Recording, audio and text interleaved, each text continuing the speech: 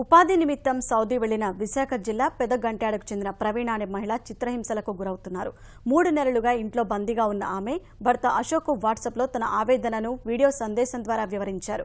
Hyderabad agent ద్వారా గతేడాది నవంబర్లో ప్రవీణను సౌదీ పంపించారు. సౌదీ వెళ్లగానే పాస్పోర్టు లాక్కున్న ఏజెంట్లు ఓ మహిళ వద్ద పనికి కుదుర్చారు.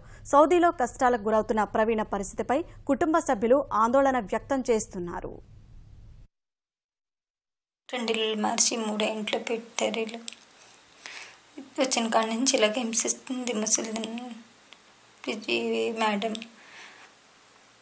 హింసిస్తుంది. నేను ఇండియన్ ఎంబసీకి కూడా ఫోన్ చేశాను, వాళ్ళని కూడా హెల్ప్ అడిగాను. పాస్పోర్ట్ జెరాక్స్, వీసా జెరాక్స్ పట్టుకొని వస్తే మేము హెల్ప్ చేస్తామని అంటున్నారు.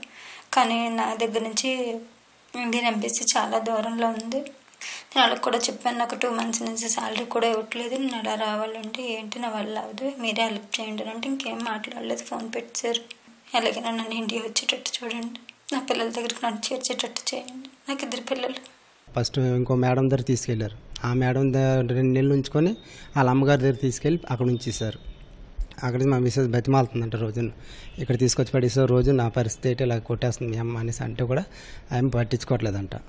పట్టించుకోకపోక మళ్ళీ రివర్స్ అయ్యి గదిలో పెట్టేసి, చీకటి గదిలో పెట్టేసి ఫోన్ మాత్రం మామూలుగా అక్కడే ఉంటుంది. దాంట్లో మెసేజ్ పెట్టి పంపించారండి.